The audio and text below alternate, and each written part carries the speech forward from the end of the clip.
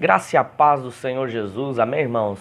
Estamos aqui mais um dia do nosso estudo nas Escrituras, retirando vida delas. E o nosso propósito é justamente esse, que você tenha uma porção diária de alimento espiritual para a sua vida, amém? Portanto, hoje nós vamos compartilhar algumas coisas aqui do capítulo 11 e do capítulo 12 do livro de Marcos. No capítulo 11 começa falando sobre a entrada triunfal de Jesus em Jerusalém. Talvez seja um dos momentos ali onde a maior multidão louva ao Senhor, reconhece quem Ele realmente é.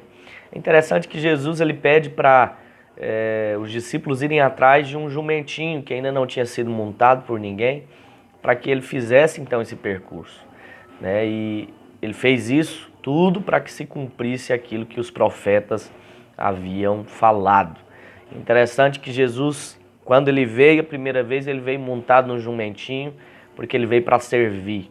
Ele veio para mostrar que ele estava aqui para entregar a sua vida por nós. Mas quando o Senhor vier novamente na sua glória, a Bíblia diz que ele vem vestido de branco, num cavalo branco, né, dos ares, né, e ele vem então agora para estabelecer o seu reino, o seu governo. Amém? Então é interessante aqui que o clamor desse povo, quando Jesus estava passando ali com o jumentinho, no verso 9, tanto os que iam adiante dele como os que vinham depois clamavam: Hosana, bendito o que vem em nome do Senhor, bendito o reino que vem, o reino de Davi, nosso pai. Hosana nas maiores alturas. Eles então reconheceram ali o reino do Senhor. Mas o problema é que Jerusalém estava esperando Jesus da forma como ele vai vir, que é como rei, que é para estabelecer o seu reino. Mas naquele momento ele vinha para então resgatar o seu reino, resgatar os seus filhos, resgatar aqueles que de fato estavam perdidos. Amém? No verso 15, nós vemos uma cena inusitada, tá o título ali como a purificação do templo. Talvez seja um dos momentos que Jesus fica mais indignado, mais irado. Alguém pode falar, irar é pecado, mas a gente vê lá nas cartas de Paulo que dependendo do que você está irado, isso não é pecado. Por isso que a Bíblia fala, né? Irai-vos, mas não pequeis. Então, existem coisas que você pode se irar. E uma delas é o exemplo aqui, né, que Jesus ficou muito irado. Verso 15 diz: E foram para Jerusalém. Entrando ele no templo, passou a expulsar os que vendiam e compravam. Derribou as mesas dos cambistas e as cadeiras dos que vendiam pombas. Não permitia que alguém conduzisse qualquer utensílio pelo templo. Também os ensinava e dizia: Não está escrito, a minha casa será chamada casa de oração para todas as nações? Vós, porém, a tendes transformado em covil de salteadores. Em outras palavras, deixa eu te explicar o que está acontecendo aqui. As pessoas, elas vinham pelo menos uma vez no ano para sacrificarem ali no templo. E os comerciantes se aproveitavam disso para então supervalorizar o seu produto. Então, por exemplo, a pessoa vinha de outras nações, de outros países para sacrificar, ela não trazia ali o seu sacrifício, elas traziam o dinheiro para comprar ali.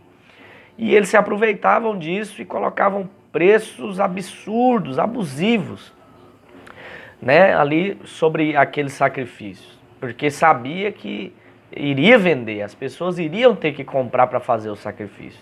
E Jesus, vendo isso, que as pessoas, aqueles comerciantes, estavam se aproveitando daqueles que vinham de longe para sacrificar, para oferecer algo ali, ele então ficou muito indignado, começou a revirar as mesas dos cambistas, né?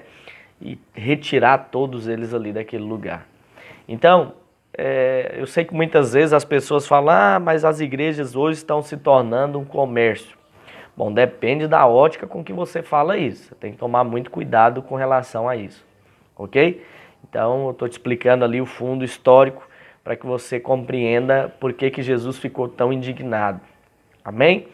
Então hoje, se você quer fazer uma arrecadação para levar alguém no encontro, para levar alguém a conhecer a Cristo, você vai vender ali algo na porta da igreja. Isso não tem nada a ver com essa passagem. Os irmãos estão me entendendo?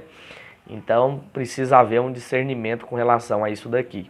Agora, o que eu acho que é errado é muitas pessoas, às vezes, quererem, até pastores mesmo, quererem gerar uma carga, um peso, um fardo nas costas das pessoas, além daquilo que realmente a palavra diz. Então eu já vi pastores aí dizendo que você tem que entregar tudo que você tem. Bom, por um lado eu até entendo essa afirmação, porque tudo que nós temos pertence realmente ao Senhor. Nossa vida, nossa casa para fazer uma célula, para fazer uma comunhão, tudo é dele. Agora, eles querem que você pegue o seu carro, querem que você pegue a sua casa, venda isso e entregue ali na igreja. Aí eu acho que já é uma questão de aproveitamento, entende? Então precisa haver um discernimento com relação a isso, ok? Todos precisam de uma casa para morar, todos precisam dessas coisas. Então eu acredito que, a não ser que seja o Senhor falando realmente ao seu coração, você não deveria seguir uma instrução dessa, ok? Então, só para deixar claro aqui, por que Jesus ficou tão indignado naquele momento, é porque as pessoas estavam se aproveitando da situação para então ganhar dinheiro, amém? Mas isso não me inibe você, não impede você de contribuir. Eu já vi muitas pessoas usando isso aqui, mas eu não contribuo porque Jesus ficou indignado. Não tem nada a ver com isso, ok? No verso 22, nós vemos uma parte também, onde Jesus começa a falar para os discípulos ali sobre o poder da fé. E ele diz, Jesus então lhes disse, tende fé em Deus, porque em verdade vos afirmo que se alguém falar a este monte, ergue-te e lança-te no mar, e não duvidar no seu coração, mas crê que se fará o que diz, assim será com ele. Por isso vos digo que tudo quanto em oração pedirdes, crede que recebestes. Não é crede que recebereis, é crede que já recebeste. E será assim convosco. Então, a fé, ela é algo extraordinário. Ou seja, se você tem uma enfermidade, você não precisa orar ao Senhor pedindo para ser curado. Ore como se já tivesse sido, como se já tivesse recebido. Portanto, mude a sua concepção, mude as suas palavras na hora que você for orar. O Senhor está dizendo aqui que se você disser, se você falar ao monte, às circunstâncias, elas vão obedecer a partir do momento que você crê no seu coração. Hoje no Novo Testamento, a lei que nós seguimos é essa. Fale e você vai receber. Creia e o Senhor vai te dar em nome de Jesus. Amém? No capítulo 12, eu não poderia deixar também de mencionar algo aqui, que é sobre o grande mandamento. No verso 29, você vê o Senhor falando isso. Vieram ali alguns dos escribas para testá-lo, para gerar alguma divisão, alguma discussão. E eles perguntam para o Senhor qual que é o principal de todos os mandamentos. Jesus então responde no verso 29. O principal é: ouve, ó Israel, o Senhor nosso Deus é o único Senhor. Amarás, pois, o Senhor teu Deus de todo o teu coração, de toda a tua alma, de todo o teu entendimento, de toda a tua força. O segundo é: amarás o teu próximo como a ti mesmo. Não há outro maior do que estes. Então, o primeiro mandamento é amar a Deus acima de todas as coisas. E o segundo, amar ao teu próximo como a ti mesmo. É interessante que você só pode amar a Deus acima de todas as coisas quando você entende o que está escrito lá em 1 João, que Ele nos amou primeiro. Alguém só pode reconhecer que ama a Deus se entender o quanto foi amado. Portanto, a sua fé, a sua motivação não tem que estar no quanto você ama a Deus, mas no quanto você é amado por Ele. Porque quando você entende o quanto é amado, você poderá então expressar um pouco do seu amor por Ele. Amém? E ao mesmo tempo amar ao seu irmão, amar ao seu próximo como a si mesmo. E para encerrar, o Senhor ele fala sobre a oferta da viúva pobre, lá no verso 41, diz que Jesus estava ali assentado, perto do gasofilácio, do lugar onde lançavam ali as ofertas, E muitos vinham, entregavam ali grandes quantias, muitos ricos entregavam grandes quantias. E veio uma viúva e entregou ali 2 pequenas moedas. Ou seja, ela veio e entregou ali pouca coisa aos olhos naturais. Mas é interessante que Jesus ele começa então a enaltecer a oferta dessa viúva. Olha só o verso 44. Porque todos eles ofertaram do que lhes sobrava.